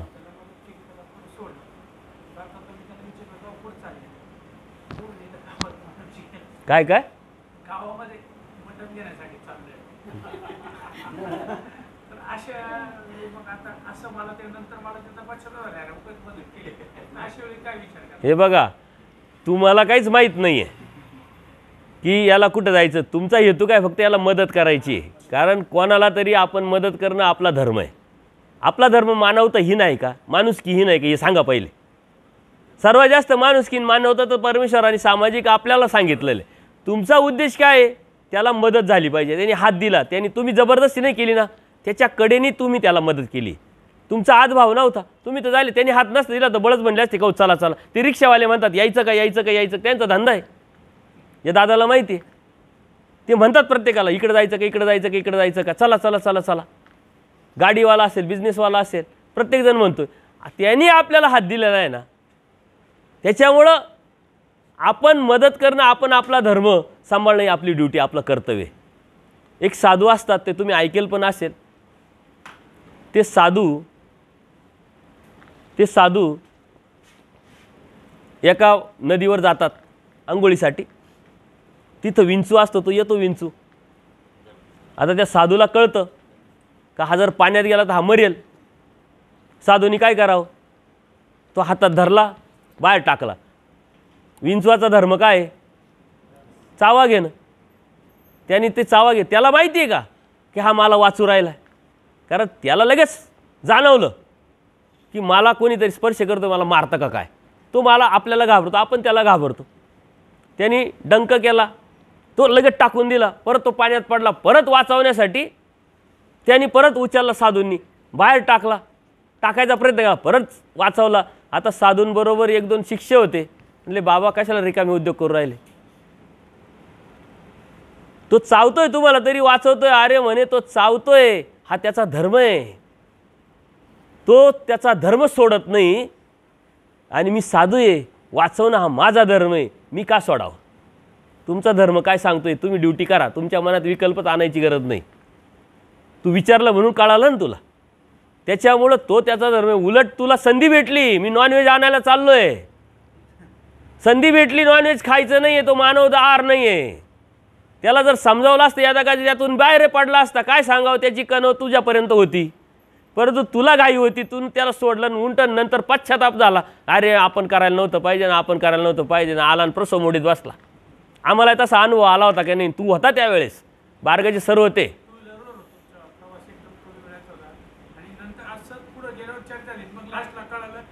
लास्टला कळालं, पण ज्यावेळेस तू उभा राहिला त्यावेळेस तो गाडीवरून खाली उतरला ना, बस मग समजावलं, तुझी ड्युटी केली, देवाने तुला संधी दिली होती. आणि हा अनुभव मागच्या वेळेस ढोऱ्या डोंगरात आला. एक व्यक्ती होती, भिक्षुक माझ्याबरोबर आले होते, त्यांची 3-4 दिवसानंतर थोडीशी शुगर वाढली, त्रास व्हायला लागला. मग ते मला म्हणे, माझा देहाचा मुलगा कल्याणला राहतो, बाबा मला काय करा, या घोटीला किंवा कुठंतरी मला स्टँडवर किंवा कसाऱ्याला सोडलं तर लोकलने मी जाईल. म्हणलं नक्की जाल, म्हणे नक्की जाईल. म्हटलं ठीक आहे. बघा देवाचं कसं नियोजन हे तुम्हाला सांगतो, तुमच्या डोक्यात किलमिश यायला नाही पाहिजे, ते किलमिश येतं आहे हा प्रॉब्लेम आहे आपल्याला. तर म्हटलं ठीक आहे. एक गाडीवाले बारगाचे सर होते ना, त्यांची गाडी होती, ते म्हणे मी जातो, कोणीतरी एक भिक्षुक किंवा आणखी कोणीतरी म्हणे मी पण जातो त्यांच्याबरोबर. म्हटलं जा मग. त्यांची तयारी झाली जाण्याची, आणि जाण्याची तयारी झाल्यानंतर मी म्हटलं जा व्यवस्थित सोडा त्यांना, यांना म्हटलं तुम्ही घरी पोचले का मला फोन करा, तुमच्या मुलाला फोन करा द्यायच्या, काय असेल ते. नाही म्हणे काही अडचण नाही. परंतु त्यांची अचानक मानसिकता काय झाली का तुम्ही यावं मायाबरोबर, म्हणजे मला. आणि परमपूजने जे दुधाडे काका होते ते पण होते, त्याने भाऊ त्यांची मानसिकता तुम्ही त्यांच्याबरोबर जावं तर जा त्यांच्याबरोबर गाडीत बसून. म्हटलं ठीक आहे, काय हरकत नाही. मग मी गेल्यामुळं ते दोघंही कॅन्सल झाले. फक्त आता गाडीत कोण आहे, बारगाचे सर गाडी चालवायला, मी बाजूला बसलो, ते पाठीमागं बसले. निघालो, पहाटे 5-5:30चा टायमिंग आहे. आणि निघाल्यानंतर आम्ही हायवेला लागलो. एक बस आली पाठीमागून. बारगे सरांना एकच म्हटलं मी का तुम्ही काच खाली करा आणि फक्त असं करा म्हटलं, त्या गाडीवाल्याला असं करा, असल चांगला संस्काराचा सात्विक तो थांबल, देवाला सहाय्य करायचं असेल तर होईल गोष्ट, नाहीतर आपण चाललोय कसाऱ्याला आणि लोकलला बसून द्यायला, आपण तर ठरवलंच आहे, प्रयत्न करायला काय हरकत आहे. त्यांनी असं केलं. बसवाल्याने लगेच गाडी उभी केली, आम्ही बी गाडी उभी केली. आणि योगायोगाने ती गाडी कल्याणचीच होती. विचारलं, ते म्हणे खूप चांगलं झालं म्हणे भाऊ, गाडीत बसून दिलं आम्ही, सोपं झालं, कसाऱ्याला जायची गरज पडली नाही. आम्ही लगेच युटर्न, गाडी रिटर्न, ज्या कामासाठी आलो युटर्न घेतल्यानंतर पुढं लगेच 2 पोलीस उभे. त्यांनी हात दिला, कारण ड्युटी नाईट संपली होती. सर काय म्हणतात, बारगे सर भाऊ घ्यायचं का. म्हटलं मग घ्यायचं, रिकामी गाडी आहे. त्यांनी हात दिला आहे, हा आपला धर्म आहे. बसवले दोघे बी. बसवल्यानंतर आम्ही गप पण ते गप. परंतु एक पोलीस काय म्हणतात, बाबा दंडोत. अरे म्हटलं हा तर धर्माचा दिसतो काहीतरी. म्हटलं काय तुम्ही उपदेशी म्हणे नाही, माझा साडू उपदेशी. म्हटलं ज्या अर्थी साडू उपदेशी आहे यांनी दंडोत केला, परंतु साडू उपदेशी असल्यामुळे याच्या डोक्यात बऱ्याच निगेटिव्ह गोष्टी असतील म्हटलं. माय विचार केला का आता 15 ते 20 मिनिटात मी पोचणार आहे त्यांना जिथं सोडायचं आहे तिथं. 15 मिनिटात मला काय सांगता येईल. पोलीस असल्यामुळं मी सहजच त्याला म्हटलं तुम्ही नॉनव्हेज खाता. म्हणे हो, नॉनव्हेज खाणं चांगलं नाही, हे नाही ते नाही. आणि धर्माचे तत्व सिद्धांत सांगितले का हा परमार्ग, हा दैवराटी, श्रीकृष्ण महाराजांचा भक्त, भक्ती, भगवद्गीता, सर्व जगमान्य ग्रंथ, मानवा संप्रदाय, लीळाचरित्र, 15च मिनिटात जे पॉईंट आहे ते सांगितलं. बसताना तो मदतीच्या उद्देशाने बसला. माझ्याकडे पाहताना द्वेषात्मक बघितलं, पण उतरल्यानंतर म्हणे बाबा दरवाजा उघडा, मला पाया पडू द्या. हा माझा अनुभव. किरण होता ना तुला सांगितलं होतं. तो पाया पडला. तो म्हटले पाया नका पडू, नॉनव्हेज सोडा. म्हणले सोडलं म्हणे बाबा, नॉनव्हेज सोडलं त्यांनी. तो म्हटला सोडला. एक तर परप्रांतीय पोलीस होता, त्यांनी पाया पडला, संस्कार राहतात. तो म्हणे मी सोडलं. म्हणले सोडलं नॉनव्हेज, परंतु धर्म समजून घ्या, जाणून घ्या. आता मी माझी ड्युटी केली, त्यांनी त्याची ड्युटी, देवानी काय करायचं ते देव करतील. निदान मानभावांकडे पाहण्याची नजर तर त्याची बदलेल, की अरे मानभाव असे नसतात. त्यांनी ऐकेल राहतं मानभाव असा, मानभाव तसा. तो जो द्वेष आहे, जो मत्सर आहे, त्यातून निघून जाईल. ती अनुकूलता त्याच्यात निर्माण होईल. पुढं देणं न देणं देवाचं काम, घेणं देणं घेणं त्याच्या योग्य ते अयोग्यतेचं काम. तुम्ही तुमची ड्युटी करा. तुम्ही समाजात राहायचं आहे आणि हे करू का ते करू का ते करू का, ह्या कल्पना करायच्या नाही. काही कारण नाही आहे. तुम्हाला स्पष्ट जर माहीत असतं तर तुम्ही घेतलं असतं का? नसतं माहिती. अहो येतं कॉलेज लाईफमध्ये मला असा एक अनुभव आला. एक मित्र आहे, मुस्लिम मित्र होता. मला म्हणे गाडी दाखव. चावी म्हणलं लागत असेल याला. गाडी घेऊन गेला. आता त्याला काही माहीत नाही एवढं. तो गाडी घेऊन गेला होता नॉनव्हेज आणण्यासाठी. त्याच्या घरच्यांनी फोन केला असेल किंवा काहीतरी निरोप दिला असेल की येताना तू घेऊन ये. त्याला वाटतं गाडीवर जाऊन घेऊन येऊ, याला गाडी देऊन टाकून आपण निघू. तो नॉनव्हेज घेऊन आला त्याच्या डिकीमध्ये, आपल्या गाडीच्या, माझ्या गाडीच्या डिकीत. पण जेव्हा तो आल्यानंतर एका काय आणायला गेला म्हणे, काही खरं नाही म्हणे तुझं आता. म्हणजे काय झालं? अरे भाऊला अजिबात चालत नाही म्हणे. थांब थांब थांब 2 मिनटं. त्यांनी ते नॉनव्हेज काय केलं, त्याच्याकडे दिलं आणि गाडी रिटर्न म्हणतं. कुठं गेला रे म्हणे, काय माहिती, सांगू नका म्हणे. तो गेला होता गाडी सर्व्हिसिंग कार धुवायलाच गेला. धुवूनच आणली गाडी. म्हणलं काय रे? नाही माझ्याकडून लय मोठी चुकी झाली. काय झालं? म्हणे असं असं झालं. म्हणलं मग त्यांनी काय फरक पडतो? तू गाडी धुतल्यानी काय गाडी स्वच्छ झाली म्हणून काय लगेच त्याचं जे केलं तू कर्म ते गेलं का म्हटलं. त्याला मी ते समजावलं. तो आजही आहे, तो पोलीस आहे, त्यांनी नॉनव्हेज सोडलेलं आहे. मुसलमान असून नॉनव्हेज सोडलेलं आहे. हे माझा अनुभव आहे. ही संधी असते कधीतरी केव्हा तरी. तुम्ही एखाद्या स्थानावर जाता बघा, स्थानावर गेल्यानंतर काही अन्य लोक येतात आणि ते ना अन्य लगेच आपल्याला समजतं. आपण उपदेशी माणूस असला तर डोकं टेकवल, त्याचं स्थान वंदन करण्याची पद्धत ही थोडी वेगळी असते. परंतु अन्य माणूस गंगेवर असे अनुभव मला दररोजच यायचे. ते काय करतात, हे करतात, नाही तर चक्कर मारतात, नाही तर तिथं मूर्ती ठेवली त्या मूर्तीलाच दर्शन घेतात. समजायचं अन्य माणूस. मी त्याच वेळेस गेलेलो आहे आणि त्याच वेळेस तो पण आलेला आहे. ही माझी ड्युटी आहे. आपण आपलं कर्तव्य करावं. आपण आपलं कर्तव्य करायचं नाही, विषय व्यवस्था करायची आणि मग यांनी दोष लागेल का, त्यांनी दोष लागेल का, आणि यांनी काय होईल आणि त्यांनी काय होईल, त्याला तुम्ही निमित्त नाही झालेले. देवानी तुम्हाला त्याच्यासाठी निमित्त केलेलं आहे. पॉझिटिव्ह विचार करा. देव काय म्हणतात की अरे व्यापाराला चाललाय, कोणी दिसलं तर त्याला हटकव, बोल. पद्मनाभी देव चालले होते हिंसेला, देवानी सांगितलं म्हणून त्याला थांबवलं, त्याची हिंसा टळली. देवानी काय केलं, त्याच्या हिंसेला तो जाणार होता, त्या हिंसा टळावी म्हणून आचार्यांना निमित्त केलं. तो हिंसेला चालला होता, त्याला तुम्हाला निमित्त केलं आहे. सांगायचं काम केलं ना, ड्युटी केली ना, ते समाधान तर लाभलं. माझी ड्युटी मी केली, बात खतम. या अनुभव समाजात राहत असताना दररोजचे येत असतात. त्याच्यामुळे याला घाबरायचं कारण नाही. धर्म पॉझिटिव्ह आहे, होकारात्मक आहे. तो त्या पद्धतीनं स्वीकारा, त्या पद्धतीनं घ्या आणि त्या पद्धतीनं मांडणी करा, अत्यंत आत्मविश्वासाने, अत्यंत ठोकून. देवाने दिलेला धर्म तो काय असा ल्याचा प्याचा काही असा काहीतरी कानाकोपऱ्यातला नाही आहे. अनंत ब्रह्मांडाच्या नायकाने अवतार घेऊन तुम्हाला तो दिलेला आहे. तो तशाच पद्धतीचा आहे, समर्थपणे दिलेला आहे, समर्थालाच दिलेलं आहे. हे लक्षात घ्या. तुम्ही समर्थ आहे म्हणून तुम्हाला धर्म भेटलेला आहे. हे आयऱ्यागाऱ्याचं काम नाही आहे. तुम्हाला बोध झाला, हे आयऱ्यागाऱ्याचं काम नाही आहे. तुम्ही समर्थ आहात त्या पेलावण्याला, ते घेण्याला, त्या स्वीकारलं आहे, त्या जाण्याला. तुम्ही संकल्प सोडले, तुम्ही समर्थ आहेत. हिंमत आहे की मी सोडल, मी करीन, हाव तर धरली, पुढं काय व्हायचं ते होईल. परंतु एक क्रिया जी आहे, तुमचा जे कर्म आहे ते परमेश्वराच्या कॉम्प्युटरमध्ये सेव्ह झालं आहे. काही का असे ना, परंतु जो माझा सृष्टी रचनेचा हेतू आहे, माझ्या अवताराचा हेतू आहे, माझा बोध देण्याचा हेतू आहे, त्या हेतूच्या खावणीला हा उतारला आहे. 50% का होईना. सहाय्य करायचं काम परमेश्वराचं आहे. तुमचा फायदा आहे. उद्या तुम्ही काय अनिष्टाने जाणार आहे ते देव जाऊ देणार नाही. कारण ज्याच्यासाठी मी हे सारं केलं त्याच्यासाठी हा करायला निघाला आहे, त्याच्यासाठी हा उभा आहे, त्याच्यासाठी हा प्रयत्न करतोय, त्याच्यासाठी हा हाव धरतोय. परमेश्वराचं सहाय्य तिथं वर्तणार आहे. निगेटिव्ह काय विचार करायचा, कशासाठी विचार करायचा? निगेटिव्ह आहेच नाही धर्मामध्ये. बरं, तो नॉनव्हेज खातो म्हणजे काय खूप मोठा पाप करतोय का? आणि तुम्ही नॉनव्हेज खात नव्हते की? यातले कोण कोण उपदेश घेण्याच्या अगोदर नॉनव्हेज खात होते? हात वर करावर. अरे बापरे, 1 2 3 4 5 बाबा लोक सुद्धा 6. बघा, ते 2 भिक्षुक सुद्धा नॉनव्हेज खात होते. अहो ह्या नॉन व्हेजमधून निघण्यासाठी तुम्हाला कोणीतरी निमित्त झालंय का नाही? त्यांनी त्यांची ड्युटी केली बघा, पुस्तक निमित्त झालं. पुस्तक देव काय म्हणतात, हे देव नाही नंतरच्या काळात काळ्या अक्षरांनी बोध नाही. बोध या शब्दाचा अर्थ काय आणि काळ्या अक्षरांनी काय हे समजणं महत्त्वाचं आहे. त्यांची बुद्धी लेवल होती, त्यांनी ते निदान जे आहे ते समजून घेत. अडचणी आल्या, प्रॉब्लेम्स वाटले, ती चर्चा केली त्यांनी. त्या चर्चेनंतर मग त्यांनी 3-4 महिन्यानंतर त्यांना उपदेश झालेला आहे, बोध झालेला आहे. निमित्त काय आहे? ज्यांनी लिहिलं, ज्या हेतूने लिहिलं, ज्या भावनेने लिहिलं, एक जे आहे, जे आपण एकादी जे आहे ते नरक आपण नरक म्हणतो, पण एकाला निमित्त होऊन परमेश्वर नेऊ शकतात ना. ह्या ज्या गोष्टी आहे ह्या आपण पॉझिटिव्हली का घेत नाही?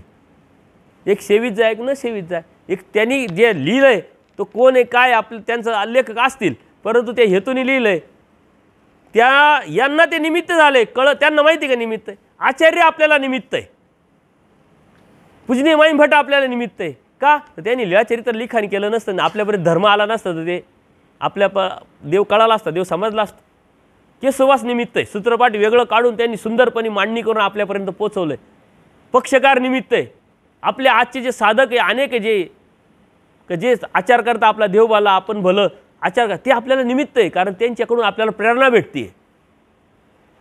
निमित्त मानी जे आपण प्रत्येकाला मानलं पाहिजे, कारण प्रत्येकजण आपला निमित्त आहे. पॉझिटिव्ह विचार करायचा आहे, लगेच मनात आणायचं नाही. छोट्या छोट्या गोष्टी मला तर खूप फोन येतात, बाबा ते ब्लड बँकेत जाऊन ब्लड द्यायचं आहे, काय करू? म्हणलं काय अडचण नाही, देऊन टाक. नाही म्हणे मग ते कोणत्या एखाद्या चोराला जर गेलं तर, नॉनव्हेज खाणाऱ्याला गेलं तर. म्हणले तू आजपर्यंत किती वेळा रक्त घेतलेलं आहे? मी एकदा घेतलेलं आहे, माझ्या मिसेसला आजार झाला होता, 4 पिशव्या घेतल्या म्हणे. ते कोणीतरी द्यायलाच आहे ना.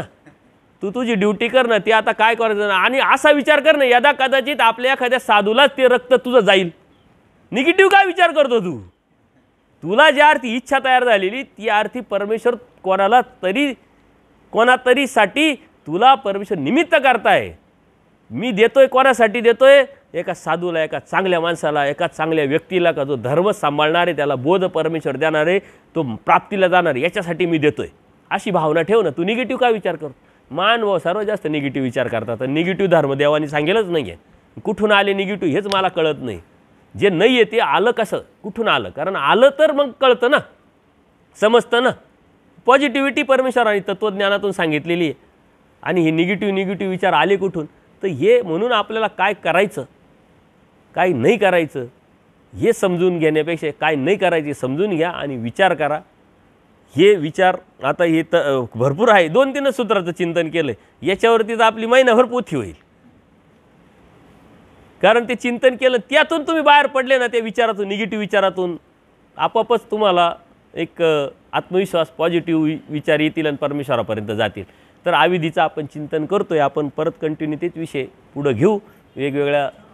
हां शेतामध्ये एक आपले महानुभावांचा साधूचा मार्ग थांबला होता. त्या शेतकऱ्याने तो आणला होता. तो शेतकरी काय, त्यातले बाकीचे भाऊदेशी, एखादा भाऊदेशी नव्हता, तो शेतात होता. त्याने गवत खूप काढलं होतं, ते वाळलं होतं. तर मग आता त्याला ते पेटवायचं होतं. तो त्या साधूकडे गेला. ते मळा होते, घर त्याच्या गावात होतं. त्याला वाटलं आता बाबाचा मार्ग आहे, काडीपिटी घेऊन आपण 2 मिनिटात तिचं कार्य करून टाकू, जाऊन टाकू. तो गेला आणि त्याला बाबांना म्हटलं, बाबा काडीपिटी द्या. तर बाबांना थोडेफार अंदाज की आता हा काय करणार आहे. बाबा तर घरी म्हणजे काडीपिटी दे. पण ती वेळ निघून गेली, त्याला राग आला. त्यांनी 2 तास त्याची कामं केली. नंतर माझ्याजवळ आला, बसला. तो बाबाला नाही बोलायला लागला.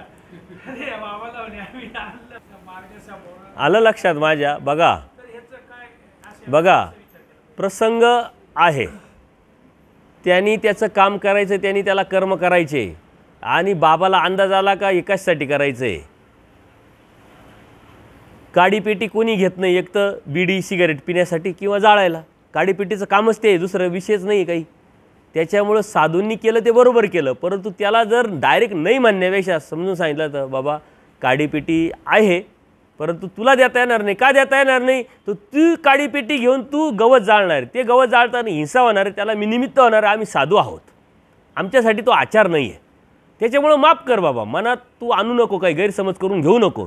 आणि उलट तुला सुद्धा सांगतो की तू ते गवत जाळू नको, जाळण्याऐवजी त्याचं खत होऊ शकतं, मल्चिंग होऊ शकते. आता इथं तुम्ही हे केलं, गवत काढलं की नाही, सर्वांनी काढलं की नाही, काय केलं आपण ते याच्या अगोदर भरपूर टाकलेलं आहे, त्याचं आपोआप खत होणार आहे, जाळण्याची गरज नाही आहे. मी पण शेती केलेली आहे, मी कधीही ते करत नव्हतो. इथं आता रमण मुनी दादा पण म्हणत होते, गोकुळभाऊ तपकिरे पण म्हणत होते, खूप गतपण झालं आहे, आपण काय करू म्हणे, तणनाशक मारू. आणि तणनाशक हिंसा होती, कशाला मारता. त्याच्यापेक्षा जे येतील वासनिक लोक ते उपटून घेतील आणि झाडाला टाकून देतील, मारायची गरज नाही. जेवढं टाळण्यासारखं तेवढं टाळू शकतो, जेवढं समजावण्यासारखं तेवढं समजू शकतो. मी शेतीत केलं, मी कधी तणनाशक वापरलं नाही. मी काय करायचं, बायांचं निंदणी खुरपणी करायची आणि तीच मल्चिंग होऊन जायचं. मल्चिंग पेपर आत्ता निघाला, मी 20 वर्षापूर्वी एका कंपनीला ऑर्डर देऊन स्पेशल मल्चिंग पेपर मागून घेतला होता आणि द्राक्षाला मल्चिंग केलं होतं. कारण आम्ही ज्या व्यवसायात होतो, टेक्नॉलॉजी हायेस्ट इंटरनॅशनल कंपन्यांशी आम्ही जोडलेलो होतो. ऑर्गनॉमिस्ट मोठे मोठे लोक ज्यांना अनुभव यायचा, हे भविष्यात याची गरज वाटणार आहे आणि हे होणार आहे. टेक्नॉलॉजी यायच्या अगोदरच आम्ही टेक्नॉलॉजी ॲक्सेप्ट करायचं. तेव्हाच मी मल्चिंग केली होती, जेणेकरून मल्चिंग केलं म्हणजे गवत होणार नाही, गवत नाही झालं म्हणजे आपल्याला तणनाशक मारायची गरज पडणार नाही. तर त्याला जर त्या बाबांनी समजून सांगितलं असतं तर झालं असतं. आता त्याला डायरेक्ट नाही असं म्हटलं असतं तर विपरीत होणारच आहे, घाण वाढणारच आहे. मीच आमच्या बाबांना आम्ही मार्ग आणला आहे, आमचंच वावर वापरते, आमचंच पाणी, आमचंच किराणा भरून दिला आहे. साधी काडी काय माणूस की साधी काडीपेटी दिली नाही, आणि काडीपेटी नसेल काय, काडीपेटी असते 100%. हाय कबूल कर, परंतु का देत नाही हे बी सांग, काही प्रॉब्लेम नाही. स्पष्ट आणि पारदर्शक राहा. नाही देता येत, माझा हा धर्म आहे, माझ्या देवानी वारलेलं आहे, मला नाही देता येणार एवढं सांगूनही जर तो विपरीत झाला आणि बोलायला लागला, हा त्याचा प्रॉब्लेम, मग याचा प्रॉब्लेम नाही. सांगायचं काम कर, सांगायची कड कर. तू आता गाडीवर तुला त्यांनी हात दिला आहे, तू पहिल्यांदा विचारलं असतं तर कुठं चालला आहे, काय करायला चालले व असं सॉरी मग मी इकडं चाललो आहे. पण तू बसावल्यानंतर पार उतारताना विचारतोय, तर याचा अर्थ काय का तुझ्यासाठी देवाने दिलेली संधी आहे. अगोदरच विचारलं असतं तर मग तू सावध होता आणि तुझ्या मनात ते होतं तसं, चिंतन होतं तसं. काय सांगावं, यदा कधीच असं होऊ शकतं. ती सावधानता म्हणजे दोन्ही बाजूनी विचार करा ना. त्याच्यामुळं असं काही नाही आहे. आपण समाजात राहत असताना समाजाव्यतिरिक्त जगू शकत नाही. समाजात राहायचं देव म्हणतं, समाजात राहायचं, समाजाचे संकेत पाळावं लागतील, त्यासाठी संग्रह पाळायला लावला आहे. तो खोटंसुद्धा बोलायला लावलं. एकादशी सारे लोक उपवास करतात, तुम्ही रस्त्यावर गेले, काय उपवास, आज काय खिचडी खाल्ली का, मग खिचडी खाल्ली. तुम्ही खिचडी खाल्लेली नसती, उपवास धरलेला नसतो. पण नाही म्हणून त्याचं डोकं हे करण्यापेक्षा खाल्ली बाबा खिचडी, हे पक्षकार म्हणतात. ते म्हणजे संग्रह पाळायचा आहे ना. मी 15 वर्ष वासनिक दशेत होतो. मी लग्नाला जायचं, इकडं जायचं, तिकडं जायचं, गर्दीत कोण पाहतं. तो लग्नावाला जेवण आत्ताच करून आलो, हे काय ओलाच आहे हात, जेवण करायला नसायचं. नंतरच्या काळात त्यांना कळालं का हा माणूस जेवत नाही. किरणनी किती वेळा, आमचं लग्नाला जाणं किती मिनिटाचं असायचं विचारा त्याला. एक गेटमधून गेलं लगेच एका लग्नाला म्हणे, भाऊ तुम्ही 7 वाजता या, राईट टाईम, लग्न लागाल, तुम्ही थांबा. मी म्हटलं ठीक आहे, मी 7ला नाही 6:45ला येतो. 6:45ला गेलो, 7:10 झाले, त्याला सांगून निघालो, तू 7 वाजता सांगितलं तर लग्न लागेल, तुम्ही एवढे सुधारलेले नाही अजून, मी निघालो. माझा एवढा वेळ आहे ना अमूल्य, असं आलो ना शुभेच्छा देण्यासाठी दिले, बात खतम. जगणं थांबलं का, माझ्या देहाच्या मुलाचं लग्न थांबलं काय, व्यावहारिकता दुनियादारी थांबली का, काही थांबत नसते. तुमचा धर्म तुम्हाला किती कळाला आहे त्याच्यावर तुम्ही किती ठाम आहे, तुम्हाला कसा तो पाळायचा. मुक्तीची चाड हा शब्द पक्का करून ठेवा. मुक्तीची चाड, मुंगी विरून चिंतावे ते तर बाजूला ठेवा, पण मुक्तीची चाड त्याला काहीच अशक्य नाही. मुक्तीची चाड त्याला प्रत्येक गोष्ट शक्य आहे. उपाय न पैजे असे काही असे, त्याच्यासाठी देवानी सारखी, ज्याला मुक्तीची चाड आहे त्याच्यासाठी देव आहे, त्याच्यासाठी धर्म आहे, त्याच्यासाठी सृष्टी, त्याच्यासाठी देवता कामाला लागलेलं आहे. इथं कितीतरी लोक येतात, बाबा इथं काही येत नाही का, अहो देवतेला काही कामं नाही का, त्याचं काम आहे. 81 कोटी 1.25 लाख देवता पारेकरी अशा राऊंड उभ्या आहे. त्या देवाने सांगितलं तुम्हाला दिसणार नाही आहे, कारण दिसल्या तर त्यांनाच हे होईल. ही निष्ठा असली पाहिजे ना, हा भाव असला पाहिजे ना. आणि आले तरी काय करतील, मानवांचं तोंड पाहायला येतील, निघून जातील. काय सांगावं, यदा कदाचित तो नरक योनीमधला आहे, तो पूर्वी मानभाव असेल, दर्शन घेऊन जाऊ. देवाच्या सन्निधानात बेडकं येत नव्हते काय, येत नव्हते काय, अजून काही काही येत होते प्राणी. डांगरेश आला नव्हता काय, साप आले होते का, कधी आल का, इकडं का, इथं इथं का? असं काय करणार नाही, तुम्हाला घाबरूच नका. वाणी होता वाणी. ते तर दिवस अहो इथं तर 4-5 दिवसभरात आम्हाला 10 वेळा तरी टाकावं लागत आहे. ते कुठून येते वरतून पाहिलं का मग रमण मुनी दादांना सुदाम दादांना काम काय, ती सुपडी घ्यायची टाकायचं. हळूच टाका म्हणतो मी, वरतून टाकलं तर मग हळूच नेऊन टाका. ते त्याचं काम करते, आपण आपलं काम करा. इथं पाऊस पडला ना तर कितीतरी प्राणी दिसतात. मला गाडी काढायची भीती वाटते, कारण गाडीच्या खाली किती हिंसा होती. मी पाहून घेतो आणि मग त्या बाजूनी घेऊन जातो. आज पाऊस नाही आहे म्हणून तिथं काही दिसत नाही. आपण आपली ड्युटी करा, आपण आपला धर्म सांभाळा. ते त्यांचं करताय, त्यांना करू द्या. पण निगेटिव्ह विचार करू नका. आणि विधी करण्यापेक्षा अविधी पहिले समजून घ्या. काय करायचं त्याच्यापेक्षा काय नाही करायचं हे लक्षात घ्या. निगेटिव्ह विचारातून, गैरसमजातून, अज्ञानातून, भीतीतून बाहेर पडा. मग धर्म तुम्हाला सोपा, सरळ वाटेल, स्पष्ट वाटेल आणि परमेश्वर मला भेटेल याची गॅरंटी येईल. एकदा का गॅरंटी आली का मग तुमच्या मनामध्ये नकारात्मक भावना निघून जातील. तुमच्या मनात काय काय खरं आहे आमचं, आम्हाला काय देव भेटतो का नाही, यांनाच भेटतो का नाही, आमच्यासारखे म्हणते अहो आम्हालाच भेटतो का नाही, तुमची काय गत आहे, तुम्हाला भेटतो नाही की म्हणजे सोंग काला करू राहिला. ते त्यांनी त्याच्या स्वतःसाठी सांगितलं आम्हाला भेटणार नाही. हे आपण त्याचं वैयक्तिक विचार, वैयक्तिक मत समजून घ्यायचं. सर्वांसाठी तो बोलू शकत नाही. मी मला माहिती आहे ना मला काय, मी ठोकून सांगू शकतो ना, डोळ्यात डोळा घालून सांगू शकतो ना की मला देव पाहिजे, कारण त्याच्यासाठी तर मी करू राहिलो. देवाने त्याच्यासाठी केलं, कसं काय भेटणार नाही. देवाला मी भांडल, तुझं त्याच्यासाठी उपदेश केला, तुझे करायला लावले ते मी केलंय, तुला मला भेटावंच लागेल. आपण सांगतो ना व्यवहार केला एवढं असं असं आहे, करावं लागेल. नाही बाबा, नाही तर ते चुकीचं होईल. देव चुकीचं करील काय? देव करू शकत नाही. देवाने तर प्रॉमिस केलं आहे, वचन केलेलं आहे. पण देव काय म्हणतात, तुमचा हट्ट किती, तुमची तळमळ किती, तुमचा कॉन्फिडन्स किती आहे, त्याच्यावरती साऱ्या गोष्टी. तुमची निष्ठा किती. आपली निष्ठा लूज झालेली आहे. आपल्याच मनातमध्ये शंका जर असेल तर आपल्याला देव कसा भेटेल? अहो त्यांनी सारा उपद्याप याच्यासाठी केला आहे, आणि मग जर नाही भेटला तर मग तो चुकला किंवा तो त्याच्यात कमतरता आली. देवामध्ये देवामध्ये कमतरता आहे काय? कमतरता आपली आहे, आपल्यामध्ये ना. आपण देवावर ढकलतो, धर्मावर ढकलतो काय? असं देवाने तर त्याच्यासाठी जीव उद्धरण्याचं व्यसन घेतलं आहे, सृष्टीच निर्माण केली, स्वतः अवतार घेतला आहे. देह धर्म जीव धर्म स्वीकारून तुमच्यासाठी काय नाही केलं. एक असा टॉपिक आहे की देवाने आपल्यासाठी काय केलं, त्याचे जर सूत्र अंगावर शारे येतील आपल्याला बोलताना.